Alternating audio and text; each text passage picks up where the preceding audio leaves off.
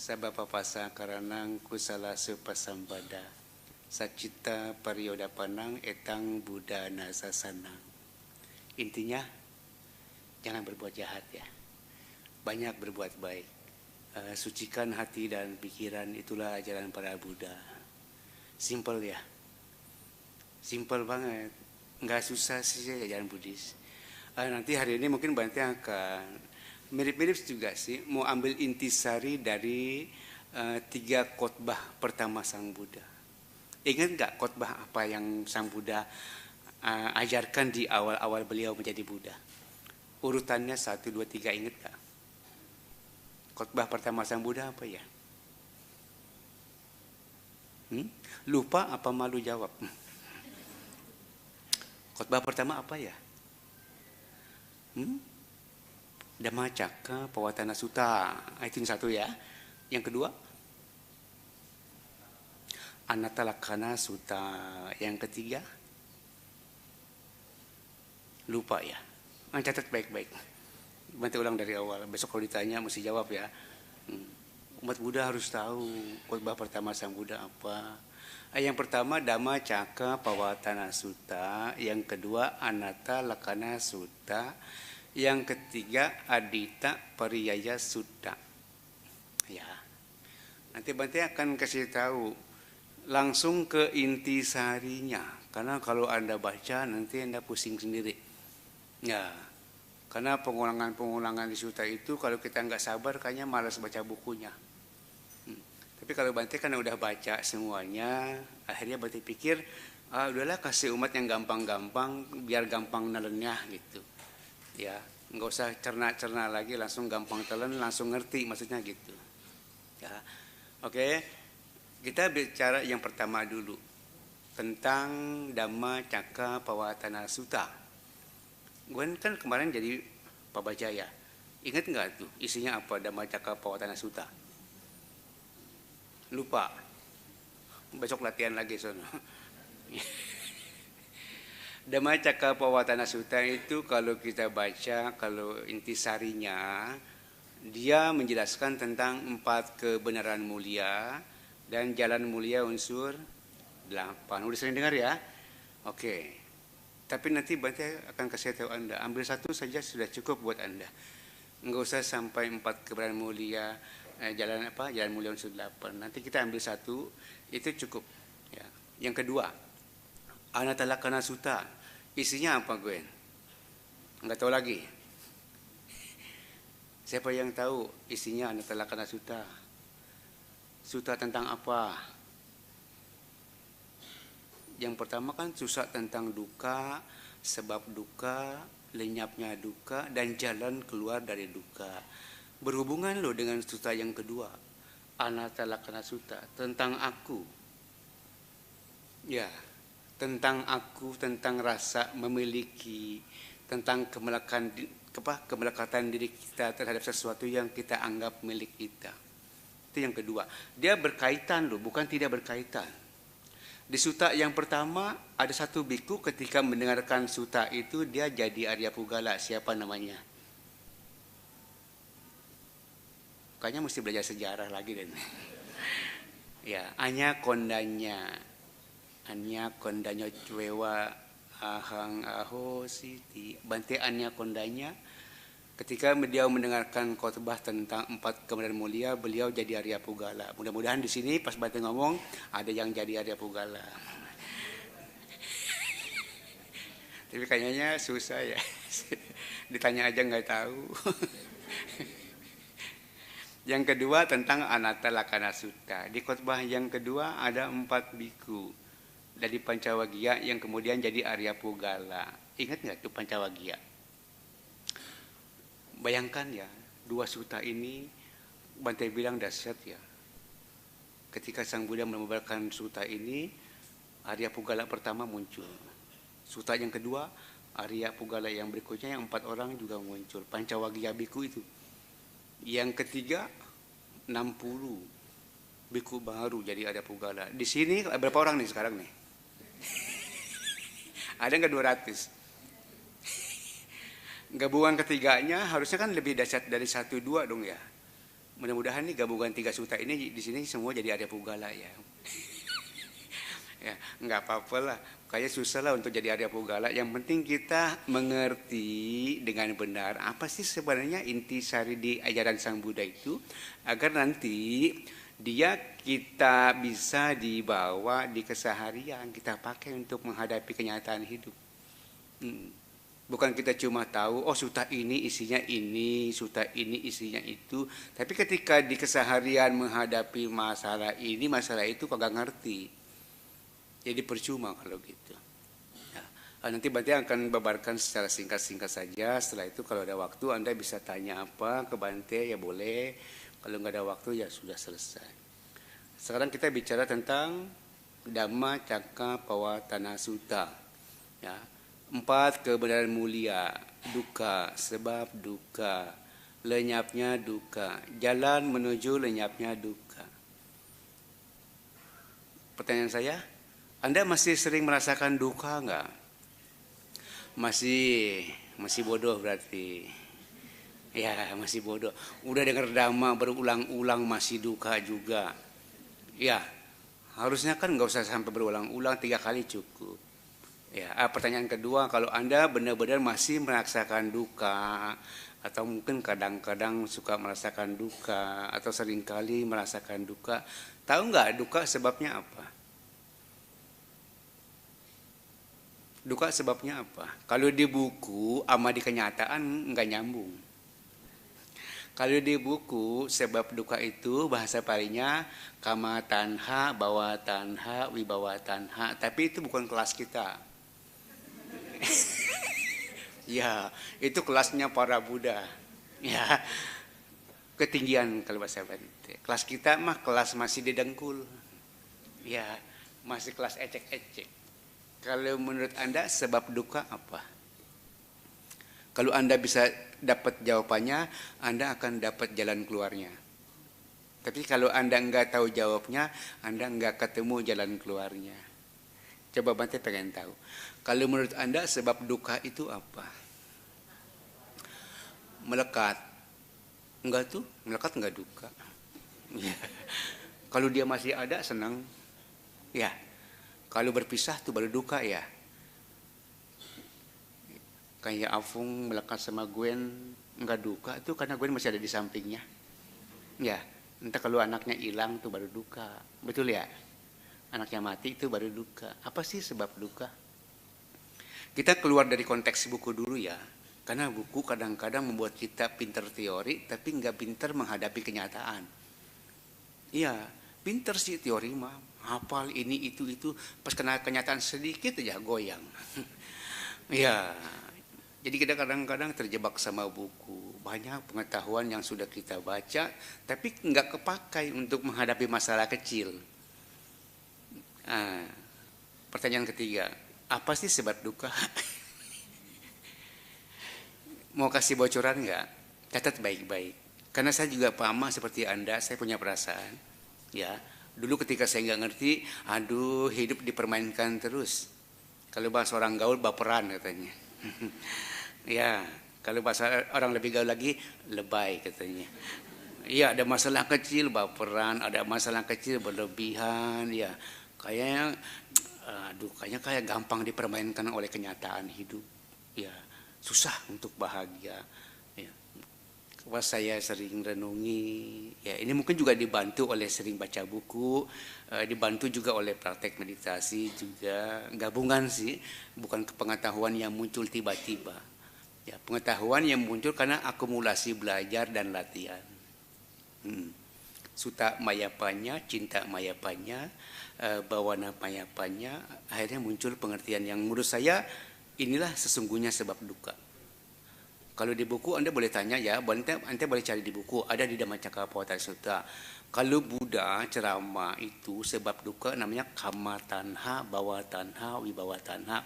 Kama tanha itu nafsu keinginan. Bawa tanha itu nafsu ingin lahir kembali. Mau jadi dewa, misalnya mau jadi Brahma. Wibawa tanha itu nafsu juga, ada keinginan juga. Enggak ingin jadi apa-apa, ingin jadi arupa Brahma. Nah, Tapi itu kan buat kita kan terlalu tinggi banget ya. Jadi dewa kan senang ya. Jadi dewa senang nggak? Emang pernah jadi dewa emang? Kok manggut-manggut? Emang pernah jadi dewa? Orang bilang dewa senang. Ya, Bante bilang tadi, buku itu yang Buddha ceramah itu bukan level kita. Kita hidup masih sangat dasariah. Keseharian kita begitu banyak duka. Jangan kita bicara tentang lepas dari duka yang tinggi, sedangkan duka yang bawah aja belum kita bisa hadapi. Nah, sekarang kita hadapi duka yang bawah dulu, yang keseharian kita itu. Nah, kalau menurut saya, nanti Anda boleh catat, Anda boleh ingat. Ya. Kalau Anda setuju syukur, nggak setuju nggak apa-apa. Sebab duka adalah karena kita menolak kenyataan. Nggak bisa nerima kenyataan apa adanya. Itu yang saya tahu, yang saya alami di meditasi saya. Dulu saya sering meditasi, belajar Bapak Ibu sekalian. Ada di tempat retret, ya. Pindah sana, pindah sini. Badannya duduk, matanya merem, seolah-olah agak ikut retret, tapi batinnya nggak retret. Ya, batinnya masih menderita. Meditasi, pulang bukannya dapat ketenangan, dapat bingung. Ya, tapi nggak kapok-kapok. Iya, bingung masih ikut, nanti ada ikut lagi, ada ikut lagi. Itu saya bilang buah kesabaran. Kalau orang sabar nanti pasti ada hasilnya. Ya. Bertahun-tahun saya latihan meditasi, satu titik muncul pengetahuan. Yang saya bilang, oh ini yang bikin saya selama ini meditasi tidak bahagia. Karena selama ini saya nggak tahu, saya orang baru, saya pendatang baru, ikut latihan, tapi nggak dikasih petunjuk. Dikasihnya cuma begina begitu, kayak di buku gitu. Ya, akhirnya saya hidup dengan konsep, bukan dengan realita. Pengen cepat-cepat jadi arahat. Nggak tahu diri kalau saya bilang, nggak ngukur diri. Diri siapa tapi pengen jadi apa gitu, kayak nggak nyambung. Akhirnya pas saya renungin, kenapa saya meditasi kok nggak bisa tenang, kenapa kok meditasi nggak bisa bahagia, kok nggak bisa damai. Yaitu saya bilang tadi, ternyata dalam meditasi saya seringkali tanpa saya sadari saya selalu menghindari kenyataan. Saya ingin kenyataan yang saya mau. Saya ingin kenyataan yang saya bawa dari rumah, mudah-mudahan saya ketemukan di tempat meditasi. Bisa nggak tuh? Nggak bisa. Karena kenyataan kita tidak bisa tentukan harus bagaimana. Betul ya? Nanti berkaitan dengan Anatalakkhana Sutta yang kedua. Jadi kalau Anda tahu apa itu sebab duka, kayaknya sih mudah dah untuk tahu jalan keluar dari duka. Kayak Anda sakit gigi. Kalau sakit gigi obatnya apa? Orang bilang koyo. Salah. Sakit gigi obatnya apa? Ya ke dokter gigi cari sono. Jangan pakai koyo. Kalau Anda sakit gigi pakai koyo, Anda sedang menipu diri Anda sendiri. Betul enggak? Iya. Kenapa? Kalau orang sakit gigi pakai koyo di pipi katanya sakit giginya berkurang, karena perhatiannya sedang dialihkan ke panasnya koyo. Ditipu sama tukang koyo. Ntar koyonya selesai dicabut, sakit giginya mah muncul lagi. Jadi kita bukannya menyelesaikan masalah, malah disuruh lari dari masalah. Masalah selesai nggak tuh dengan ditinggal lari? Nggak selesai ya, nggak bakal selesai. Ada kan orang-orang tua tuh, emak-emak kalau dengkulnya sakit pakai remason ya. Iya panas kan, pas panas baik bante, iya agak panas mak, ntar kalau panasnya hilang mah sakit lagi. Di situ bagi orang nggak tahu sebabnya dari mana, nanti jalan keluarnya dari mana. Ketika saya belajar ya, tentang meditasi, akhirnya saya tahu apa yang selama ini membuat saya menderita. Karena saya kekanak-kanakan. Anda kekanak-kanakan enggak? Enggak ya, Anda orang dewasa semua ya. Dulu saya merasa saya sudah dewasa, tapi di tempat meditasi, di umur yang sudah kepala 3, ternyata dalamnya masih kekanak-kanakan.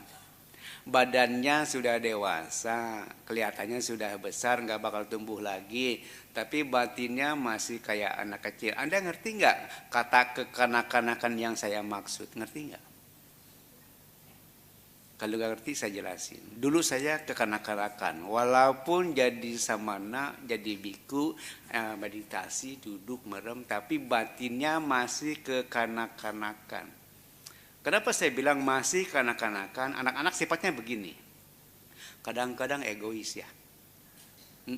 Kadang-kadang dikasihnya ini, tapi maunya ini, gitu ya. Kita kadang-kadang dalam keseharian hidup suka begitu enggak? Adanya ini, tapi maunya ini, sering enggak? Sering ya. Kebanyakan yang saya tahu orang masalahnya di situ. Kenyataannya seperti ini, tapi dia mau kenyataannya seperti yang dia mau. Bisa enggak tuh? Oh, susah. Ya, enggak mungkin. Kalau kenyataannya sekarang begini, kita maunya begitu, bisa nggak? Kalau bisa, orang nggak ada yang menderita. Jadi duka itu biasanya karena orang tidak bisa nerima kenyataan. Yang lebih parah, bukan cuma nggak bisa nerima kenyataan, lari dari kenyataan. Nah itu masalah dukanya di situ. Nggak akan selesai. Ini khotbah yang pertama. Tentang duka, sebab duka, dan jalan keluarnya dari duka. Bagaimana Bante agar kita bisa berdamai dengan duka? Bagaimana? Kalau di buku Dhammacakkappavattana Sutta itu, lenyapnya duka itu, ya, niroda itu, ya, ketika kita sudah bebas dari semua keinginan, katanya ya. Padamnya keinginan. Tapi kalau di kenyataan keseharian, bagaimana kita bisa berdamai dengan kenyataan? Nah, itulah kita bebas dari duka. Kalau Anda belum bisa berdamai dengan kenyataan, Anda akan terbakar.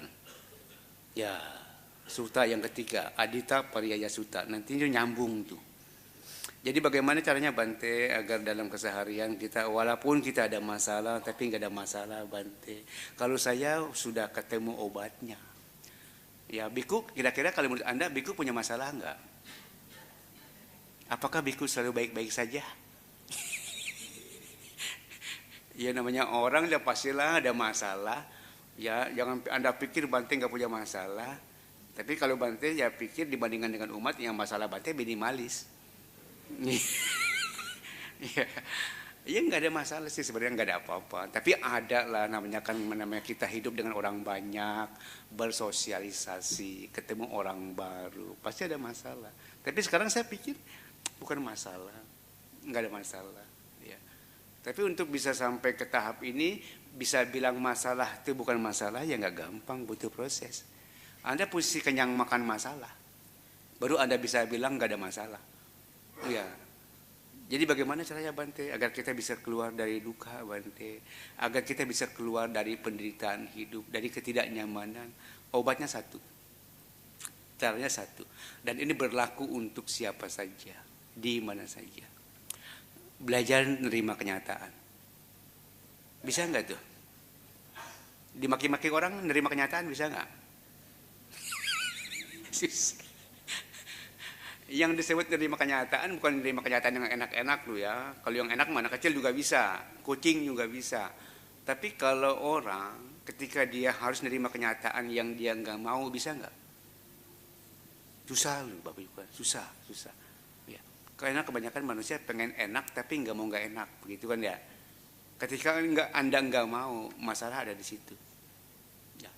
Kalau saya belajarnya sekarang, apapun yang terjadi, saya cuma belajar nerima kenyataan. Cuma belajar nerima. Bisa Bante? Ya belajar, kan belajar Bante bilang.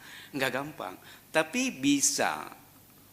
Bagaimana agar kita nanti bisa nerima kenyataan?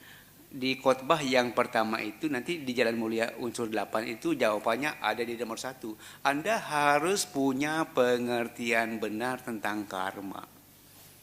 Kalau Anda punya pengertian benar tentang karma, Anda enggak akan nyalahin siapa-siapa lagi. Anda enggak akan menyalahkan keadaan, Anda enggak akan menyalahkan orang lain, enggak ada orang jahat, ya, enggak ada yang salah dengan kenyataan. Yang salah siapa?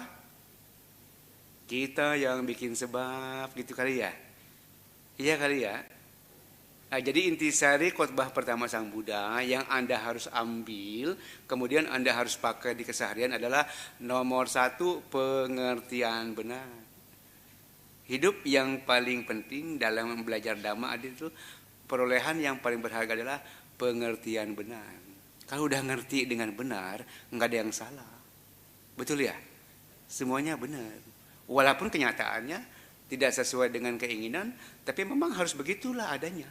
Kamu nggak bisa lari dari situ. Ya. Kalau kita udah ngerti karma, ya Bante bilang tadi, asik kalau bahasa Bante.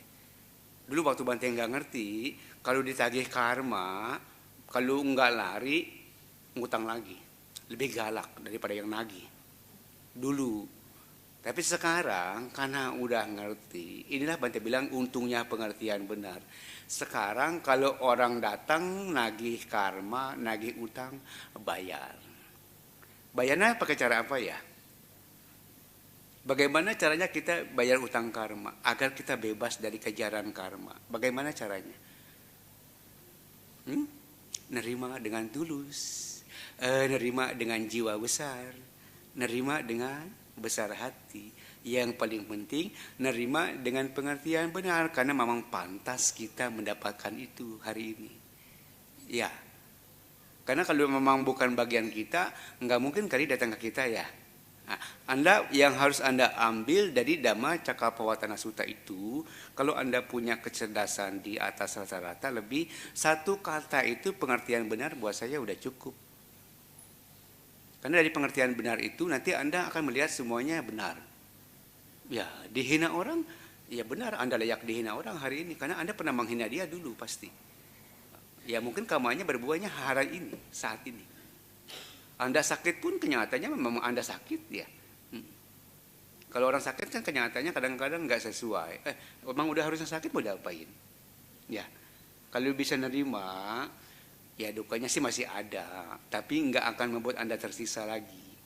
Ya, dari penerimaan itu kalau saya alami ya, ini yang saya alami ya, saya gabung-gabungkan antara teori dengan praktek. Dari nerima itu, apalagi di kelas meditasi ya, dari penerimaan itu muncullah pelepasan. Kalau saya, tapi saya kalau Anda nggak tahu ya, Anda praktek meditasinya seperti apa saya nggak tahu.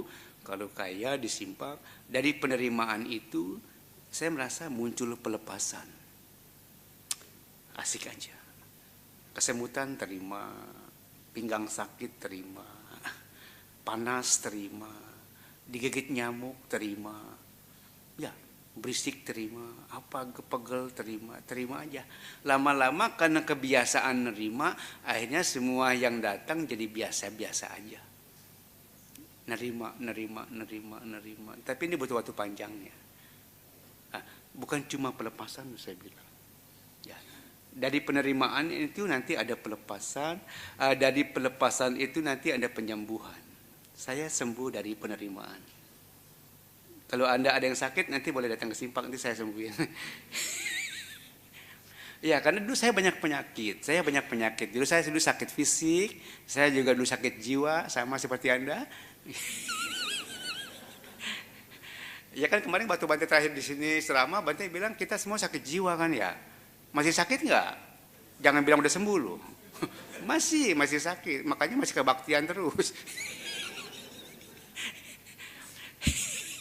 Iya ya sih, udah ya sih ya.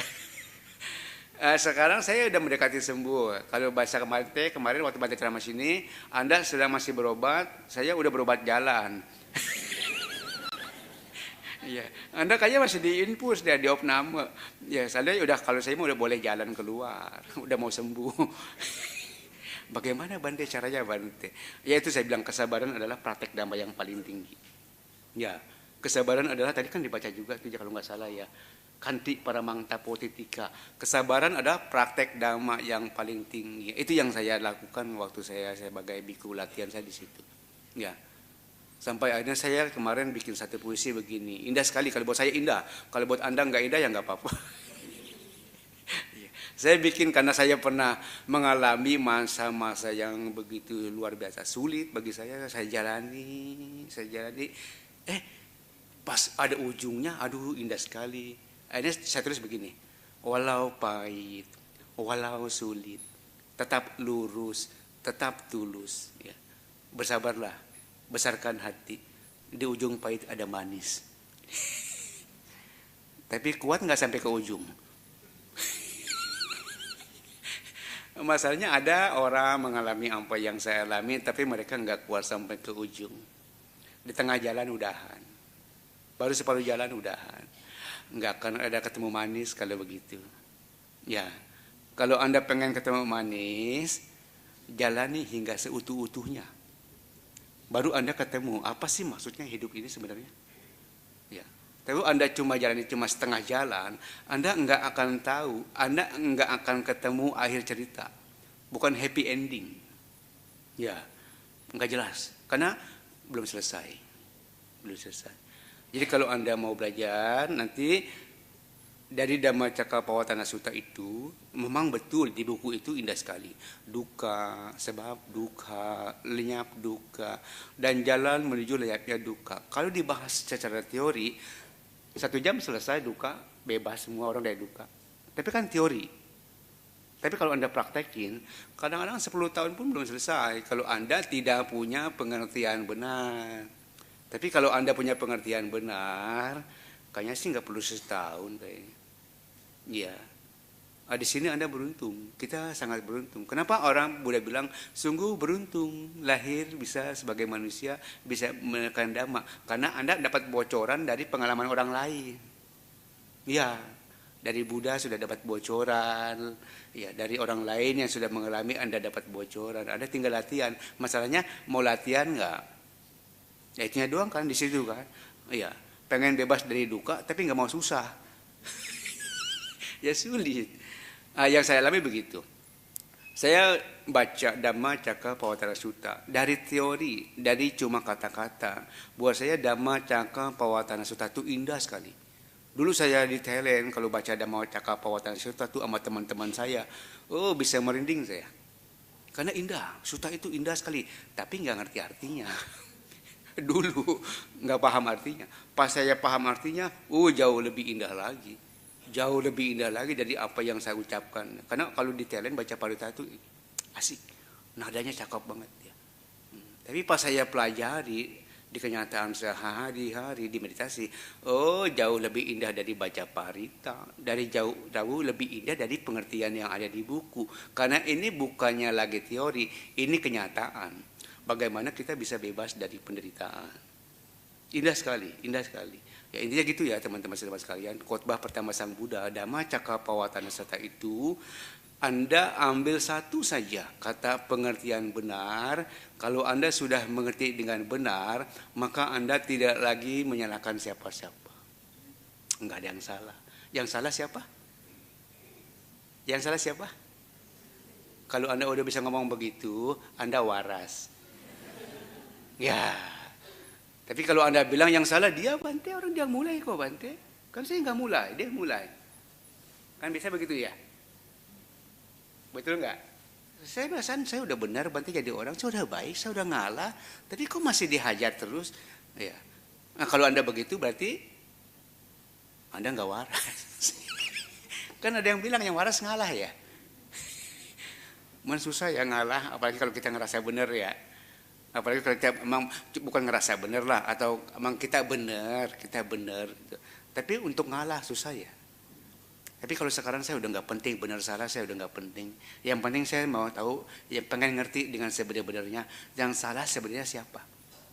Ya, kalau udah seperti begitu, karma akan selesai dengan sendirinya. Tidak lagi utang piutang. Selesai di situ. Hari itu selesai. Ini saya ingin berbagi pengalaman dengan Anda. Kenapa saya mau jadi Bante? Kenapa saya mau jadi biku? Saya terus terang, kenapa saya mau jadi Bante? Karena saya memutus karma. Bang, saya nggak mau lagi nanti hidup saya lahir lagi ketemu dengan orang-orang itu lagi, saya nggak mau. Dulu saya cita-citanya begitu, saya mau putus karma, jalan pintas saya pikir ini jalan terbaik. Tapi ya keinginan itu bukan keinginan dari hati, keinginan dari pikiran. Karena nggak bisa nerima kenyataan hidup, pengen putus karma, nggak mau ketemu dia lagi. Oh sekarang saya ngerti cara memutus karma itu bukan berarti kita nggak harus ketemu dia lagi. Iya bukan begitu. Oh sekarang saya ngerti cara putus karma itu, saya paham sekarang. Bagaimana caranya kita putus karma Bapak Ibu sekalian?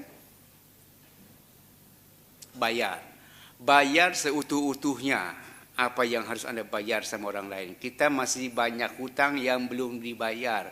Karena selama ini kita nggak paham, ketika kita ditagih hutang, kita bukannya bayar, kita lari. Di tempat lain kita ngutang lagi, betul nggak? Iya. Ngutang terus dikejar, lari di tempat lain ngutang lagi. Jadi kapan selesainya tuh? Nggak ada selesai. Sekarang kalau udah ngerti, di mana kita dikasih kesempatan bayar utang, tanya bunganya berapa sekalian. Mumpung lagi mau bayar nih gitu. Ya, tapi itu butuh pengertian benar Bapak sekalian, butuh jiwa besar. Anda harus siap disakiti. Ya, Anda harus siap dihina, Anda harus siap direndahkan, Anda harus siap diapa-apain orang. Dan itu sangat-sangat tidak menyenangkan. Tapi itulah cara kita membayar hutang karma agar kita bisa ketemu jalan keluar dari penderitaan. Itu salah satu jalan. Bebaskan dulu dari Anda dari hutang, baru Anda bisa makan enak, tidur pulas, betul ya? Kalau banyak hutang, makan gak enak ya? Iya, tidur juga nggak pulas. Ini bukan masalah utang duit yang saya bicarakan. Ini tuh tentang karma kita sama orang lain. Ya, nah, sekarang saya merasa bisa bernafas lega tanpa harus minum nafasin. Ya, bisa bernafas lega tanpa harus bantuan oksigen. Ya, bisa nafas lega. Kenapa? Saya merasa dalam hidup ini saya sudah dikasih begitu banyak kesempatan untuk bayar hutang. Dan saya merasa saya sudah berani bayar hutang. Ya, dan saya merasa hutang saya berkurang. Belum impas banget sih. Ya, masih ada yang nagih terus kadang-kadang. Ya, tapi nggak apa-apa. Saya udah jadi orang kaya sekarang. Bukan kaya duit, kaya hati katanya. Ya, mau ditagih berapa? Ada, ambil. Ya, kagak ambil. Ya. Intinya apa teman-teman sekalian? Penerimaan diri. Penerimaan diri itu penting sekali. Ya. Yang kedua nanti kita bicara tentang penerimaan diri tanpa aku. Kalau Anda masih bicara tentang aku, ya jangan bicara tentang penerimaan diri. Susah. Ya. Jadi yang pertama pengertian benar, yang kedua sekarang kita anatta lakkhana sutta, kita bicara tentang tanpa aku. Kemarin ada saya tanya Bante, itu khotbah yang kedua itu maksudnya apa sih anatta itu? Ya, kalau menurut saya apa tuh anatta? Ada yang bilang karena kalau kita ngerti anatta, kita harus tahu meditasi sampai tingkat mendalam. Dia bilang, apa itu mendalam? Saya bilang, harus tahu kalapa. Apa itu kalapa? Saya tahu mah kelapa doang. Oh dia cerita begini-begini. Aduh, kalau yang saya paham bukan itu, kalau itu saya ada di buku, saya bisa baca, saya tahu itu. Tapi itu nggak bantu saya bilang. Ya, yang saya pahami tentang anatta lakkhana sutta itu tentang ego kita, saya bilang. Bukan ngerti kelapa, kemudian bebas dari aku. Ya, kalau di buku ada benar-benar teori yang kita bicara tentang batin kita yang paling halus, yang namanya ini itu. Tapi ya pengetahuan di buku saya bilang nggak bisa bantu kamu. Yang bisa kamu bantu kamu itu di pengalaman kamu di keseharian. Keakuan kamu masih ada enggak? Kalau kamu masih ada aku, ya apalagi masih besar, egonya masih besar, susah, sulit. Ya. Jadi anatta lakkhana satta ini khotbah seorang Buddha yang kedua, sutta tentang tanpa aku. Sulit ya? Susah. Sepanjang Anda masih main perasaan. Kalau bahasa Bante ya maaf ya, kalau saya ngomong agak sedikit susah nih, agak sedikit nih ya. Karena omongan sekarang mulai naik tinggi dikit nih. Kalau Anda belum bisa memisahkan nama rupa, batin dan jasmani, Anda akan susah untuk bisa keluar dari aku. Ya, kalau Anda masih terikat dengan nama rupa, Anda belum bisa memisahkan nama rupa, Anda belum mungkin akan sulit untuk bebas dari aku. Ya, dan saya beruntung sekali ya, walaupun meditasi saya masih barulah, saya pemain baru. Setidak-tidaknya ada satu hal kecil yang membuat saya mengerti. Oh, ini caranya memisahkan aku dengan pengalaman begitu. Ya, memisahkan nama rupa. Nama tahu nggak nama artinya apa? Nama itu batin. Rupa itu aku. Rupa itu bisa rupa aku yang ini. Rupa itu bisa rupa dia itu, Ya. Setiap hari kita hidup selalu berhubungan dengan nama rupa. Batin kita setiap hari dapat objek. Ya. Dapat objek dari mana? Dari sini bisa dapat objek nggak? Dari dengkul bisa dapat objek. Dari sini bisa dapat. Dari luar bisa dapat objek? Bisa. Sepanjang Anda belum bisa memisahkan nama rupa, Anda masih akan diintervensi oleh objek yang Anda terima. Kalau objeknya Anda suka, Anda bahagia.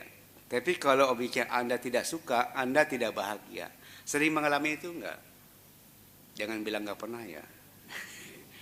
Karena semua manusia yang saya tahu di luar sana, dia terjebak di situ. Terjebak oleh nama rupanya sendiri, terjebak oleh nama rupa orang lain. Jadi kebahagiaannya, penderitaannya bergantung sama apa yang dia terima. Bukan bagaimana cara dia nerima. Paham nggak yang Bante maksud?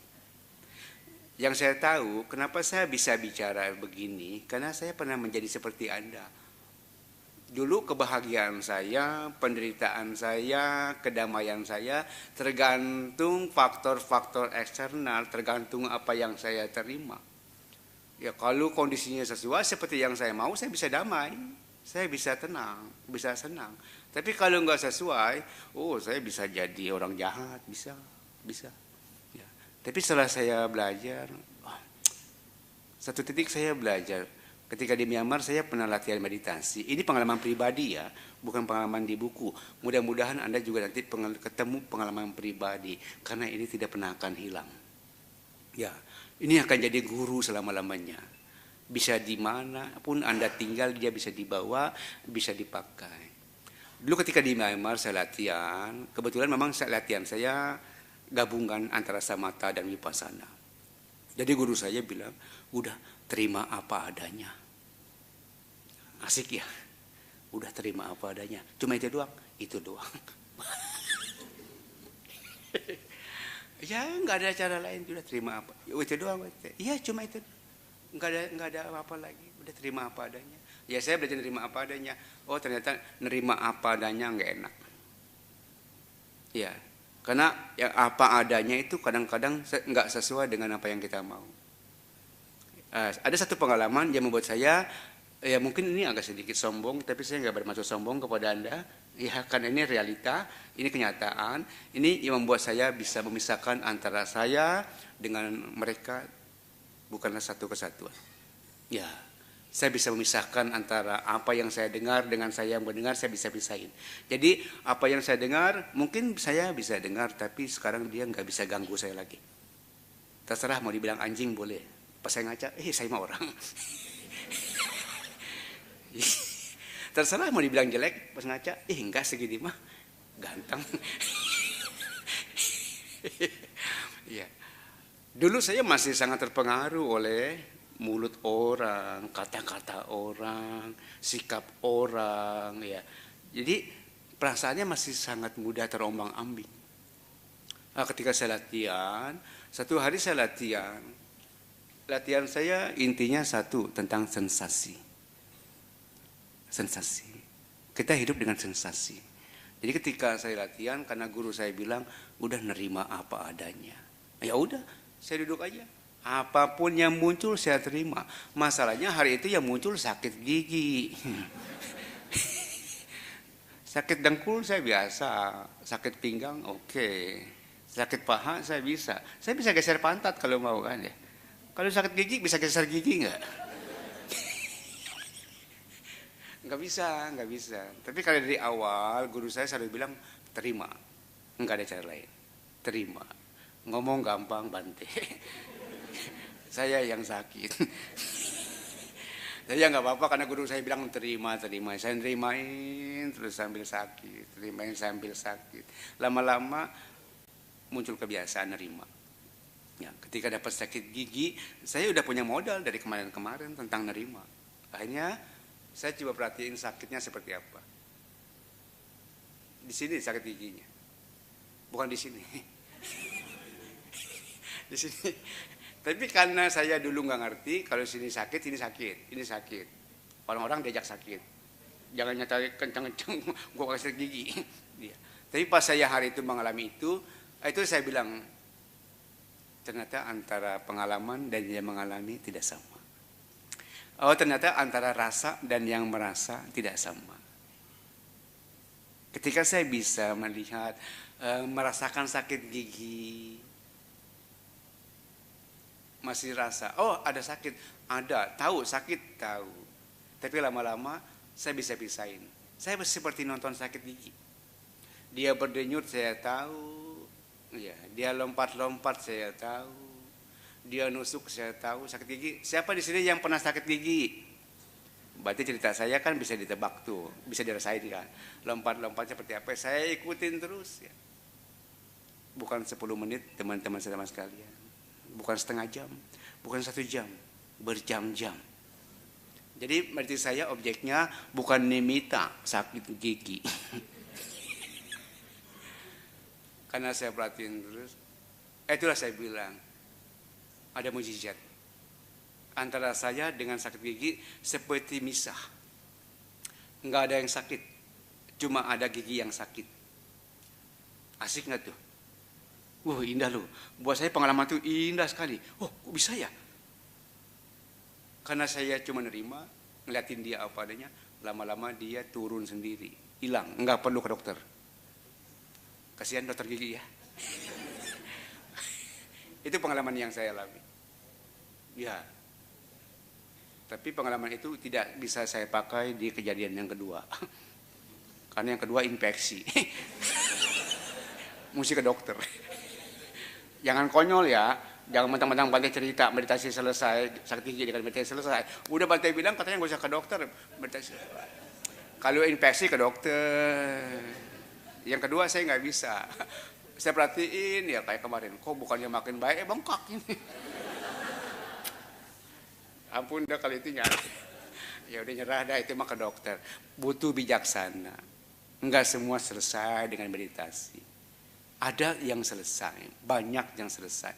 Tapi ada yang tidak bisa selesai. Kalau nggak bisa selesai, cari dokter. Ya, itulah yang kedua tentang penerimaan tanpa aku. Dan kejadian itu buat saya sangat membekas. Ya, pulang dari tempat itu, balik ke Indonesia, saya seperti jadi orang baru. Ada apa? Ada kejadian apa? Saya masih dengar.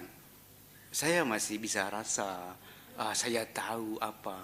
Tapi saya pikir, enggak ada urusan. Asik ya. Jadi saya pisahin. Logika saya bilang begini.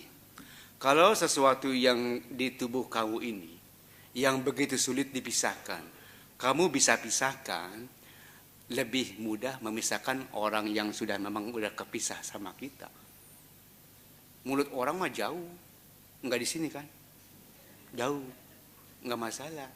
Ya dia ngomong apa di sono, itu mah urusan dia, udah bisa, nggak ada urusan, nggak akan bisa menyentuh ini, betul ya?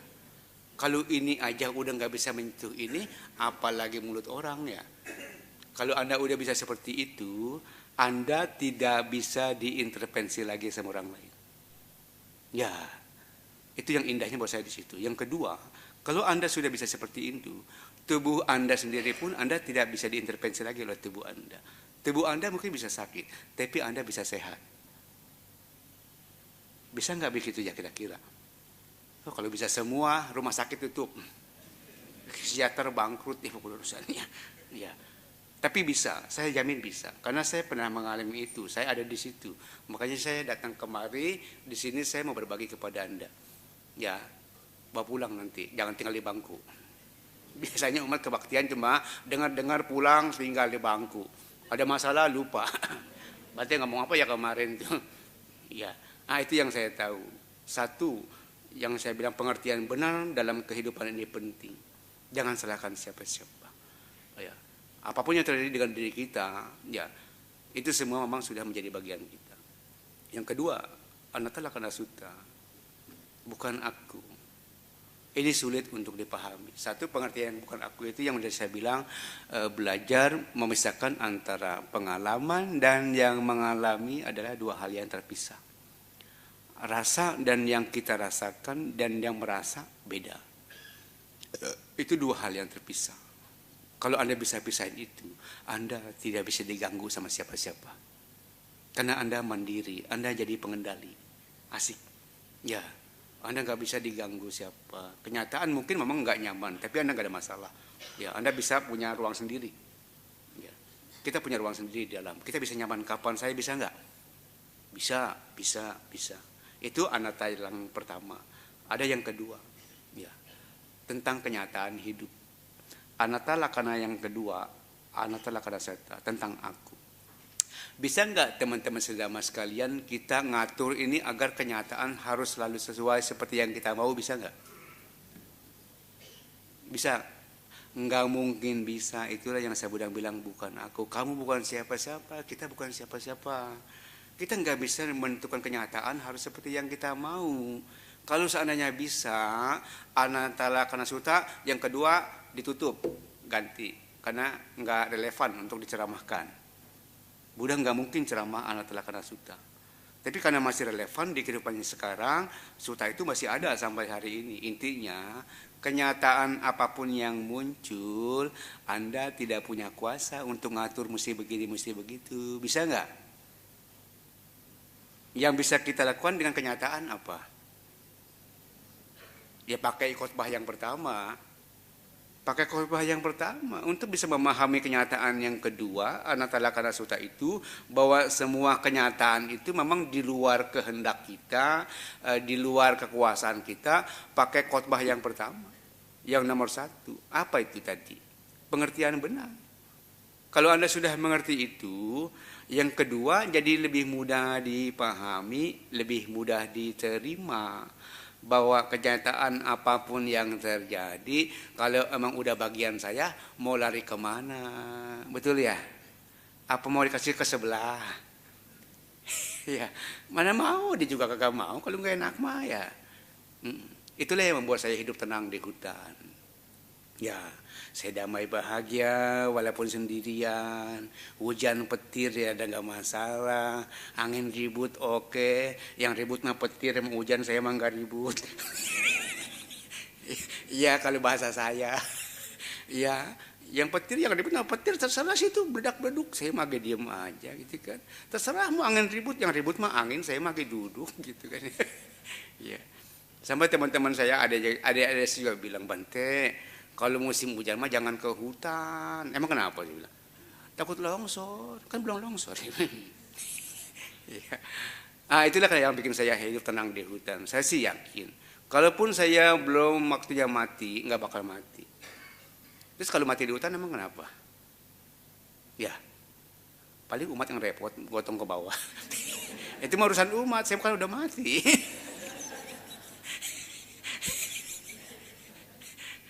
Jadi semuanya jadi gampang, nggak ada takut. Entah kalau mati siapa yang ngurusin? Bodoh amat, nggak diurusin juga. Udah lahir lagi kok ya, nggak masalah. Mau dimakanin binatang cuma nggak ada masalah. Kalau udah punya pengertian begitu, apa sih yang kita takut dalam hidup? Ada kan orang belum mati, tapi takut nanti kalau mati siapa yang ngurusin gitu. Ada ya? Belum mati sih orangnya, cek. Tapi dia udah pikir, entah kalau gua mati siapa yang ngurusin ya? Ih, belum mati, udah ngomong diurusin ya. Kalau saya nggak pikir begitu. Yang pikir saya tenang, damai, bahagia di hutan. Saya pakai jurus guru saya. Udah terima apa adanya. Mau diurusin kayak nggak diurusin kayak udah mati ini. Yang ngomong gampangnya begitu. Emang kenapa kalau nggak diurusin emang? Itulah kemelekatan Bapak Ibu sekalian. Kita ingin diurusin dengan layak. Emang layaknya seperti apa? Yang dimaksud layak itu apa? Nah sekarang saya mau jawaban Anda. Yang dimaksud layak itu apa? Ukuran layak itu apa sih? Yang disebut ukuran layak itu, ya itulah sebatas yang harus kita terima. Itulah layak untuk kita. Karena memang kita harus nerima itu. Jadi layak kalau kita nerima itu. Kalau kita diperlakukan orang dengan tidak baik, ya layak kamu harus terima itu. Memang kamu harus terima itu. Ya itulah kelayakan kalau buat saya. Makanya di hutan mau mati jadi nggak ada masalah.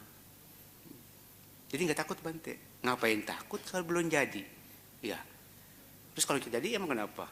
Nggak kenapa-napa juga. Nah itulah nanti kalau kita belajar tentang tanpa aku, Anda tidak lagi akan melekat dengan tubuh Anda sendiri.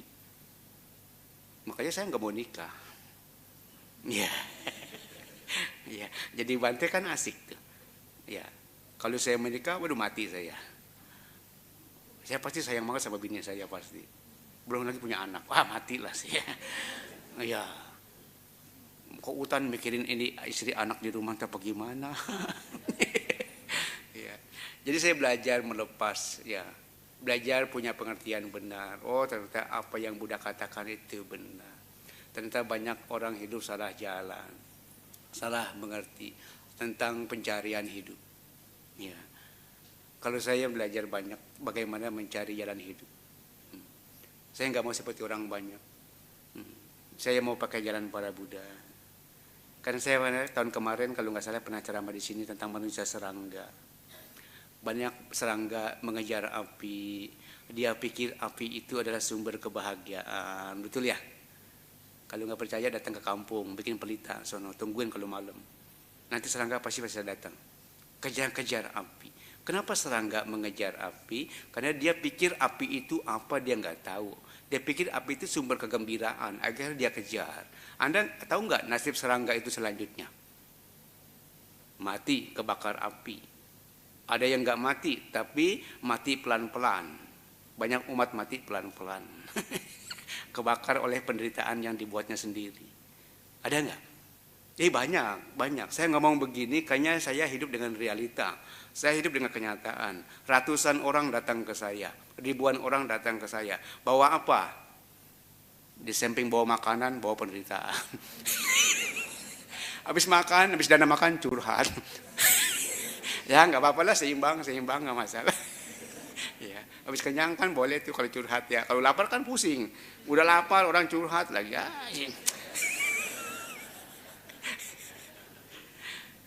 Yang saya perhatikan begitu. Banyak orang salah jalan hidup. Dan saya nggak mau salah jalan. Saya ambil jalan saya sendiri. Dan benar, yang saya rasakan, saya jauh dari penderitaan. Bebas. Bukan bebas sepenuhnya. Tapi saya mudah untuk bahagia. Ya, nggak ada yang bisa intervensi perasaan saya. Hidup di tempat paling sulit, paling serem, buat saya nggak sulit. Paling serem, buat saya nggak ada seremnya. Indah sekali. Asik ya? Asik sekali. Itu Dhammacakkappavattana Sutta, ambil satu yang pertama, pengertian benar. Anattallakkhana Sutta, buang ego Anda. Jangan Anda pikir tubuh ini milik Anda. Jangan Anda pikir apa yang sedang Anda miliki ini akan Anda miliki selama-lamanya. Oh, enggak mungkin. Terus jangan memaksakan kehendak agar kenyataan harus selalu seperti yang kita mau. Enggak mungkin juga. Belajarlah berdamai dengan kenyataan. Itulah meditasi. Yang kedua, yang ketiga, Aditta Pariyaya Sutta. Sutta tentang api. Kita Buddha bilang kita semua terbakar. Aditang ragagina, aditang loba, ragagina, dosa gina, moha gina. Artinya ngerti gak? Gwen? Gak ngerti lagi? Apa Gwen? Aditang raga gina, apa artinya? Kalau di Abhidhamma loba mula cita. Ya. Aditang raga gina, aditang dosa gina. Kalau di Abhidhamma dosa mula cita. Moha mula cita. Itu kita semua terbakar oleh nafsu keinginan kita. Kita semua terbakar oleh kebencian dan kemarahan kita yang tidak pernah selesai. Karena kebencian selalu dibalas dengan kebencian. Ya, seperti Donald Trump dengan dengan dirinya sendiri, bukan dengan siapa-siapa. Dia berantem sama dia sendiri, tapi ngajak-ngajak orang. Ya, salah satu contoh paling nyata yang disebut terbakar itulah. Itu orang tiga-tiganya lengkap. Tapi ini nanti Donald Trump dengar nggak ya? Takutnya kalau dia dengar ntar pakai kasih roket repot. Aditang raga gina, dosa gina, moha gina dalam skala besar, yaitulah perang yang sedang terjadi. Mereka sedang membakar dirinya sendiri, kemudian mereka membakar orang lain dengan kebencian, dengan nafsu keinginan. Karena saya yang baca di koran, kemarin saya dikasih koran. Ternyata di balik perang itu ada bisnis ya. Tahu nggak? Nggak tahu? Ih, Bante tahu. Bante aja yang biku tahu, masa Anda umat nggak tahu? Di balik perang ada bisnis. Pasar modal, pasar saham fluktuatif itu ada yang main di situ. Ya, ada yang jual senjata. Di situ ada roga, ada aditang raga gina, ada keserakahan. Ada setelah pas ada minyak mahal, ada yang untung besar katanya. Ada ya? Jahat ya. Jahat ya. Sama cuma pengen untung besar aja harus ngorbanin orang banyak. Kita makanya nggak mungkin sampai ke situ. Kalau saya makanya nggak punya hati sampai ke situ. Ya, kayak lagu Krisya ya. Aku tak punya hati. Ada kan lagu Krisya gitu ya? Ya, kalau kita umat Buddha nggak bakal sampai ke situ, nggak mungkin punya hati sampai ke situ. Ya, suta yang ketiga itu terkait dengan yang satu, yang kedua, dan yang ketiga. Intinya sama lagi, pengertian benar. Makanya Bante bilang pengertian benar dalam hidup itu penting. Apa yang Anda cari dalam hidup? Afung cari apa? Nggak tahu. Udah bahagia belum? Susah, kesian. Bahagia mah gampang, Apung. Burung aja gak bahagia kalau pagi. Jangan jadi orang kalau begitu susah. Jadi bahagia mah jadi burung aja. Ya, jangkrik aja kalau sore nyanyi. Apa yang Anda cari dalam hidup? Kalau saya nggak cari bahagia, Apung. Bahagia saya punya. Kapan saya mau bahagia? Siapa sih yang larang saya ketawa? Ya, siapa sih yang larang saya ngopi? Nggak ada ya. Siapa yang larang saya tidur? Nggak ada. Bahagia gampang. Apa yang Anda cari dalam hidup? Di atas bahagia ada lagi. Ada yang lebih lagi dari bahagia. Yang banyak kemarin Bente bilang. Bukan senang yang kita cari. Tenang. Ya. Tenang yang kita cari ya Bu. Ya. Kenapa kita harus cari tenang? Karena banyak orang pengen mati tenang, betul ya? Ada nggak orang pengen mati bahagia? Nggak ada orang mati bahagia. Orang kalau hidupnya bahagia, matinya susah. Coba dah, coba diperhatiin. Orang kalau hidupnya cuma cari senang-senang, entah hidupnya susah. Kenapa? Udah kehabisan senangnya. Ujungnya tinggal susahnya doang. Ya. Kita pengen cari tenang, bukan cari bahagia. Ya. Tapi kalau saya, ya awalnya saya cari bahagia, tapi saya udah dapat, saya udah mandiri tentang bahagia. Tapi pas saya ikutin, ternyata kurang Japung. Bahagia buat saya kurang jauh. Saya mau tenang. Ya, akhirnya saya jalani hidup. Saya pergi ke tempat-tempat sepi. Ya. Nggak ada siapa-siapa, saya mau tenang. Saya dapat, tenang gampang. Ya, tapi ternyata saya ikutin lagi, tenang juga bosan. bener coba dah Anda tinggal di tempat yang tenang. Sehari 2 hari, asik. 3 hari, asik. 4 hari, setengah asik. 5 hari mulai terusik dah tuh. Nyari tempat lain. Iya. Karena tenang itu kadang-kadang kita bukan tenang dari dalam. Tenangnya karena terkondisi.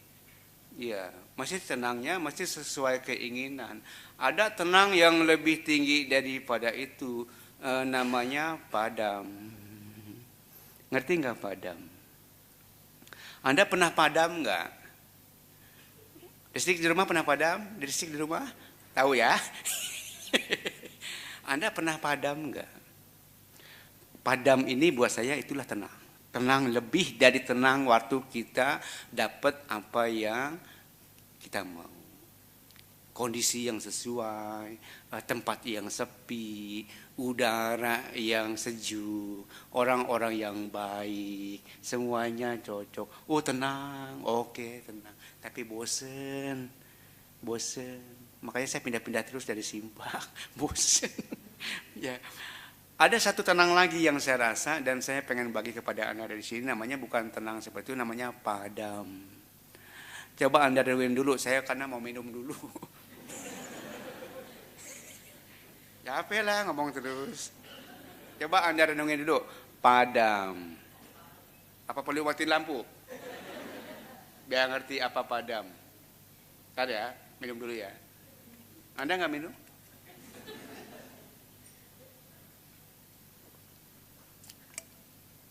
Masih berapa menit lagi Bante ngomong?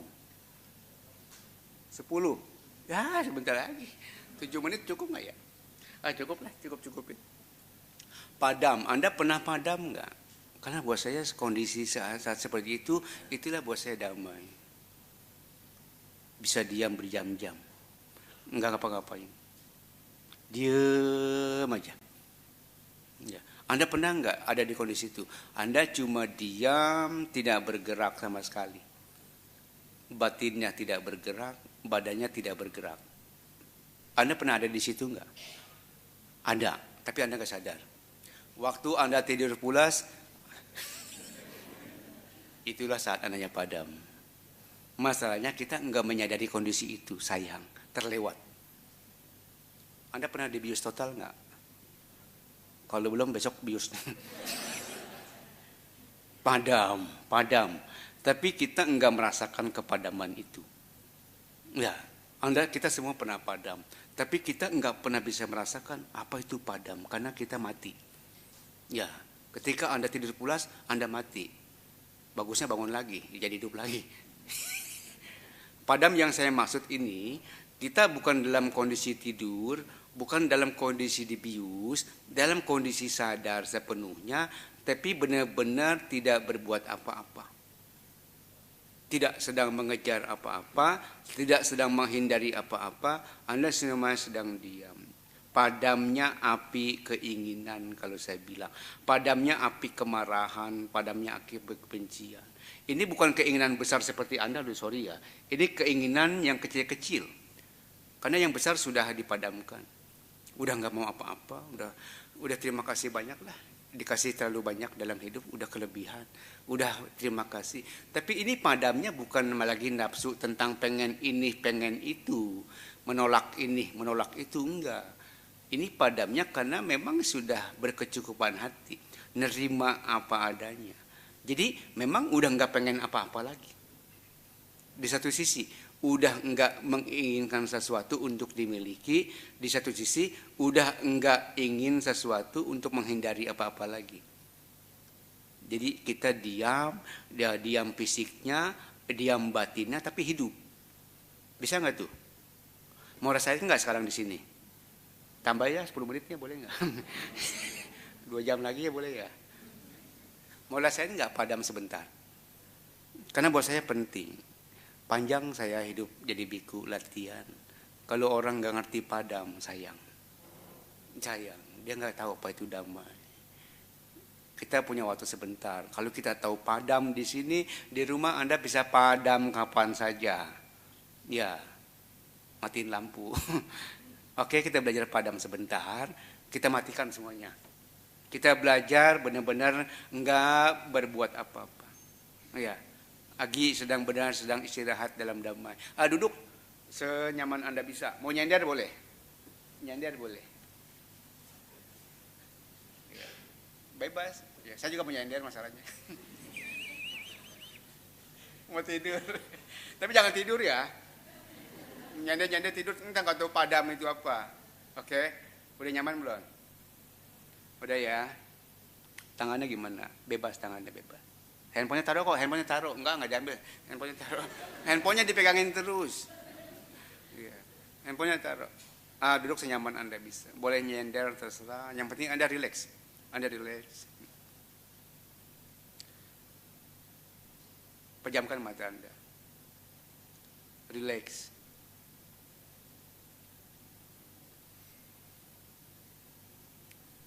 Sekarang diamkan fisik Anda. Nggak usah bergerak lagi. Ya. Karena penting untuk mendiamkan yang di dalam, yang di luar mesti diam dulu. Kalau Anda sudah terdiam, fisik Anda sudah diam, sudah tenang, masuk bantu ya, udah relax. Padamkan batin Anda. Nggak usah mikir macam-macam. Ada apa sih? Ada apa? Anda tahu. Ya. Anda cuma cukup sadar ya. Tahu ya, sadar. Yang disebut padam ini bukan berarti semuanya padam, kesadarannya padam, oh enggak.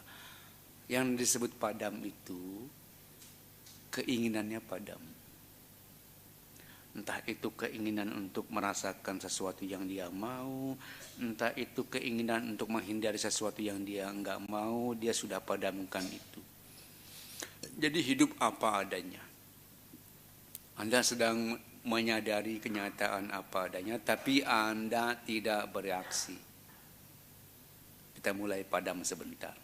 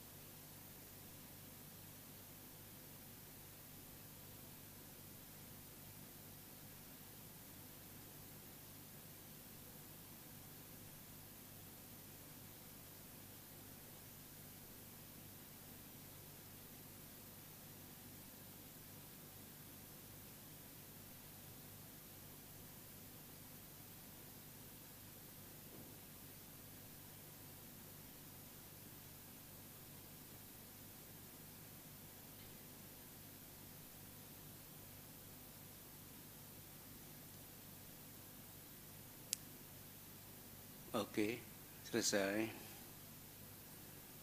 Bisa padam nggak? Apa tidur? Ya. Karena berarti juga tadi ikut-ikutan merem, jadi nggak tahu siapa yang tidur, siapa yang padam, nggak tahu. Tapi kalau yang saya rasa, itulah yang paling indah dalam hidup saya ya. Dimana kapanpun saya mau, saya bisa padam. Ya, saya bisa istirahat dalam damai. Ketika badan capek, ya, cuma padam aja sebentar, sehat lagi, segar lagi. Ya. Kalau kita bisa memadamkan diri kita kapan saja, mungkin Anda tidak akan terlalu dihantui oleh rasa sakit. Kalau Anda bisa padam kapan saja, Anda tidak akan lagi dihantui oleh kekhawatiran, oleh ketakutan. Nggak bakal bisa. Nggak bakal bisa. Karena sebuah Anda padamkan. Anda nggak akan bisa dibakar lagi. Mati jamin dah. Tapi kalau Anda belum bisa ngerti apa itu padam, di mana-mana Anda pasti terbakar. Karena manusia hidup penuh dengan ketidakpuasan. Ya, pasti dia akan terbakar karena tidak puas dengan kondisi ini, tidak puas dengan kondisi itu. Dia selalu mengejar lagi, dia selalu menghindar lagi. Itulah yang saya bilang adita pariyasuta dalam kenyataan yang sesungguhnya. Kita terbakar oleh keinginan yang tidak pernah tercukupi. Kita terbakar oleh penolakan yang terus-menerus terjadi, menghindari kenyataan yang kita tidak inginkan. Itulah arti dari adita pariyasuta. Aditang ragagina dosagina karena moha, karena tidak punya pengertian benar bagaimana caranya padam dan berhenti. Nah, itu dia. Ya, kalau Anda ngerti apa itu padam, kalau Anda ngerti apa itu berhenti, Anda bisa istirahat kapanpun Anda mau. Ya, suka jalan-jalan ke Jawa enggak? Ada ketemu rest area enggak? Suka mampir ke rest area enggak? Mobil aja tahu bagaimana caranya berhenti. Kita tahu nggak caranya berhenti? Nah, harus tahu. Itulah padam yang saya maksud. Masuk rest area. Ada di mana rest area? Ada di sini. Bukan di jalan tol, sorry. Anda pikir di jalan tol, bukan. Rest area ada di sini. Ada di sini. Iya. Kalau keinginan ada di sini. Di pikiran biasanya. Ya. Tapi maaf ya. Bukan pikiran sih yang sesungguhnya. Cara Anda berpikir. Ya, pikiran memang gak ada masalah. Pikiran itu anatta yang saya bilang tadi. Dia nggak bisa ikut, ya dia nggak bisa intervensi kita kalau kitanya nggak mau ikut dia. Ya, dia bisa muncul kapan saja karena memang dia di luar kendali kita. Tapi kalau Anda tidak punya kendali, Anda dikendalikan oleh dia.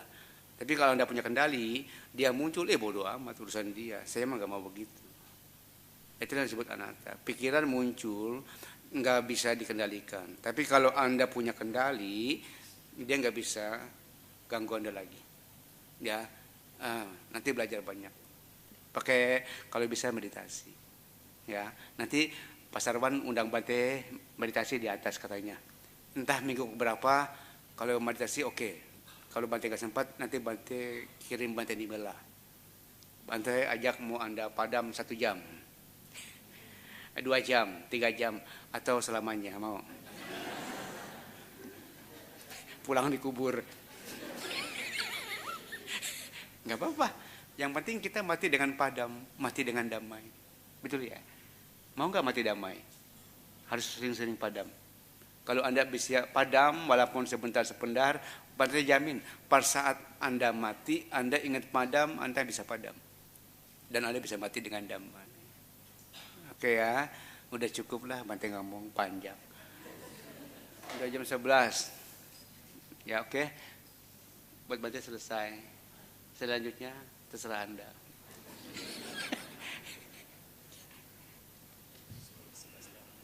Iya. Boleh, nggak apa-apa, boleh. Oh, lu makan nggak penting? Nggak apa-apa. Oke, Bante udah makan banyak. Udah jangan mikirin makan, Bante udah makan. Besok juga masih makan. Lebih penting sih Bante mah lebih senang bincang-bincang dhamma. Ya makan mah besok masih bisa ya. Bincang-bincang besok nggak bisa, Bante udah pulang ntar. Oke. Ya, terima kasih atas kesempatannya Bante. Ya, jadi Bante membuka kesempatan untuk sesi tanya jawab. Kebetulan sudah ada 2 pertanyaan yang 3 bahkan. Stop ya. Jadi kita tutup pertanyaan secara WhatsApp juga. Mohon maaf jika ada yang ingin bertanya tapi belum bisa karena nih sudah ada pertanyaan yang masuk terlebih dahulu. Jadi kita langsung masuk ke sesi tanya jawab ya dari WhatsApp Bante. Oke. Ya, cukup panjang, saya izin bacakan ya Bante. Selamat pagi, Namo Buddhaya Bante. Saya tertarik dengan konsep penerimaan yang Bante tadi jelaskan. Saya setuju sekali. Namun tidak sedikit yang menangkap penerimaan ini seperti pasrah tanpa belajar dari yang perlu ditingkatkan. Misal, ya saya kan memang orangnya emosian. ya saya kan memang orangnya miskin. Saya kan memang orangnya begini begitu. Terlihat seperti menerima, tapi sebenarnya menghindar dan tidak memperbaiki yang perlu diperbaiki. Suka emosian, tapi nggak diperbaiki. Hidup susah, tapi nggak ditingkatkan perekonomiannya, sehingga keluarganya jadi makin susah. Bagaimana menurut Bante mengenai ini? Terima kasih Bante. Oke. Karena masalahnya ya banyak orang nggak ngerti nerima, nggak ngerti apa penerimaan diri. Sebenarnya yang disebut penerimaan diri itu bukan berarti kita pasrah berserah. Oh bukan. Menerima itu butuh keberanian, ya, butuh kekuatan, butuh daya tahan, butuh kesabaran. Bukan nerima pasrah berserah. Oh itu nggak bisa. Kalau Anda nerima pasrah berserah, matilah Anda. Ya. Kalau dengan cara begitu semua selesai masalah, atau enak betul, udah pasrah nyender aja deh. Ya, terserah mereka mungkin juga. Ya. Enggak begitu. Yang disebut nerima itu dalam pengertian meditasi itu, Anda harus belajar jadi manusia berjiwa besar, lapang dada. Sabar enggak Anda nerima apa yang sedang Anda harus terima hari ini, walaupun itu sulit dan menyakitkan. Nah, jadi nerima yang Bante maksud ini bukan berarti pasrah berserah. Ini hanya bisa dilakukan oleh orang-orang yang punya bakat bawaan yang berupa namanya jiwa besar. Masalahnya Anda punya enggak bakat bawaan itu? Jadi manusia berjiwa besar. Terus butuh kekuatan, daya tahan, butuh keberanian, saya bilang. Dan paling penting tadi, nerimanya dengan pengertian benar. Baru Anda bisa nerima dengan sesungguhnya apa itu arti penerimaan diri. Itu ya. Kita kalau belum puas cari Bante di Simpak bilangnya. Terima kasih Bante. Bante sebelumnya izin mengumumkan mobil yang menghalangi jalan Bante. Oke. Jadi mohon maaf Bapak Ibu yang memiliki kendaraan Innova warna hitam dengan nomor polisi B2531 UFN, mohon agar dapat segera dipindahkan karena menghalangi jalan. Terima kasih. Oke. Kita lanjut pertanyaan selanjutnya Bante ya. Iya. Oke. Soki Hontu Namo Buddhaya Bante. Memaafkan tapi tidak bisa melupakan akibat perselingkuhan pasangan. Mohon bimbingan Bante.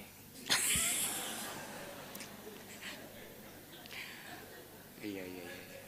Bagusnya saya nggak pernah diselingkuhin. Nggak tahu rasanya bagaimana tuh ya. Emang nggak mungkin kita bisa melupakan, kayaknya nggak mungkin. Kalau bisa, semua masalah selesai. Memaafkan bisa nggak? Oh bisa, apa susahnya sih memaafkan orang? Kan saya bilang tadi, kalau kita diselingkuhi, dikhianati sama pasangan kita ini sekarang, berarti kita pernah jadi pengkhianat. Betul nggak? Kan sebab akibat. Kalau udah bisa mengerti begitu, bukan berarti semuanya bisa dilupakan dengan gampang. Ya, sesuatu yang begitu berkesan, nggak akan bisa hilang selamanya. Betul nggak? Nggak mungkin, pasti akan dibawa mati. Iya, tapi bukan dendam, pasti dia akan ke bawah, karena dia meresap, tersimpan dalam satu batin kita yang namanya sanya, menyerap. Anda bisa melupakan orang-orang yang Anda cintai nggak? Mama bisa lupa sama anaknya, suami bisa lupa sama istrinya, walaupun dikhianati. Ya. Istri bisa lupa sama suaminya walaupun dikhianati? Nggak bisa mah, bohong. Ya. Ada dua hal yang membuat kita susah untuk melupakan seseorang. Satu, orang yang paling kita cintai, dan dua, orang yang paling kita benci. Coba dah, Anda ngeliat langit-langit aja ingat dia. Semua tembok isinya dia. Jadi lupa tidak mungkin, memaafkan mungkin, kecuali Anda lupa ingatan, enggak tahu. Catat penting-penting ya, karena pernah kemarin ada datang emak ke Bante. Maaf ya, mungkin mudah-mudahan emak dengar biar emak lebih paham lagi. Anaknya kecelakaan, maaf ya, nabrak mobil, hancur. Emak nggak bisa terima kenyataan. Dia datang ke Bante, tolonglah Bante, saya bacain parita apa biar saya bisa lupain anak saya. Nggak bisa emak. Kalau Bante bisa, entah yang punya utang pada tenang ke Bante semua.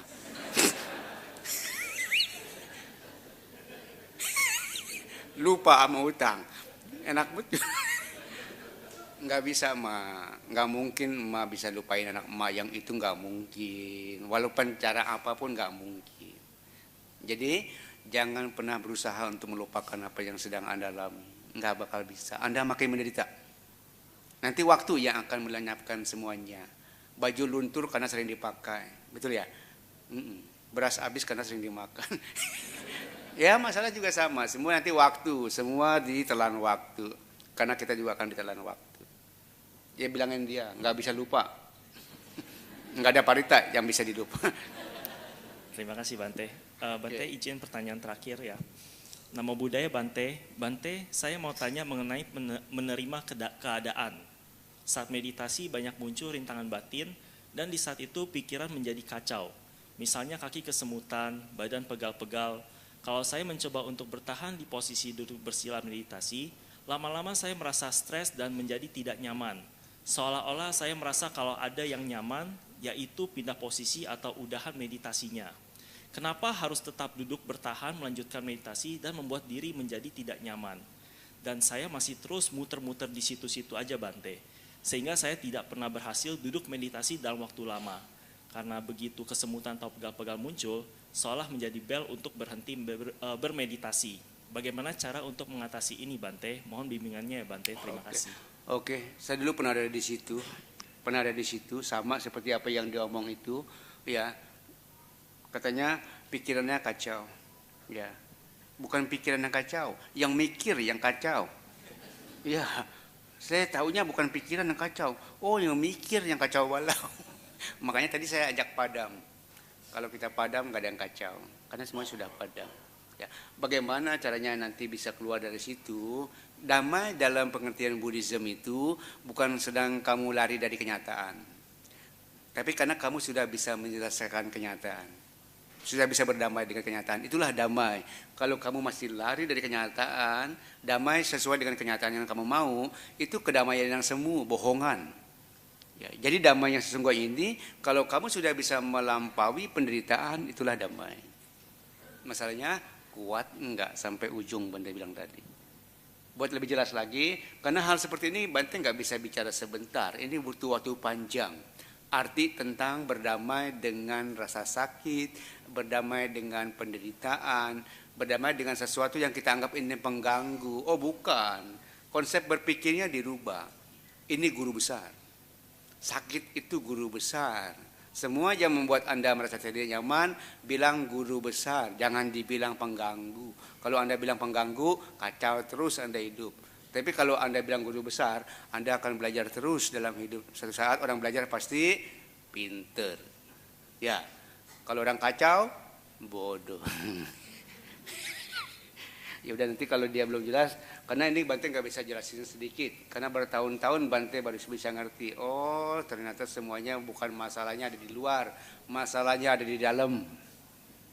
Ya, oke ya. Terima kasih Bante. Okay. Meditasinya nanti lanjut di atas ya Bante ya. Nanti ya. Enggak habis makan, enggak. Iya. Baik Bante. Habis makan Bante mau pulang. Terima kasih Bante. Bante, apakah ada closing statement ataupun doa yang hendak Bante sampaikan? Enggak pernah Bante mah. Bante enggak mau ngajarin umat Buddha percaya sama doa. Doa enggak bisa bantu Anda. Kalau Anda mau berdoa terserah. Kalau doa bisa bantu, perang selesai besok. Ya. Saudara-saudara kita yang di sana punya agama enggak? Mereka berdoa enggak tiap hari? Doanya apa? Mudah-mudahan Donald Trump insaf. Buktinya enggak damai-damai. Buddha enggak pernah ngajarin doa. Buddha mah bilangnya jangan berbuat jahat ya. Banyak berbuat baik, sucikan hati dan pikiran ya. Bukan baca parita ini entah berkah, parita ini entah bebas dari sakit. Ada di buku parita, ada. Tapi nanti kita bahas lagi kapan-kapan karena panjang. Ya. Enggak ada doa ya, berdoa sendiri ya.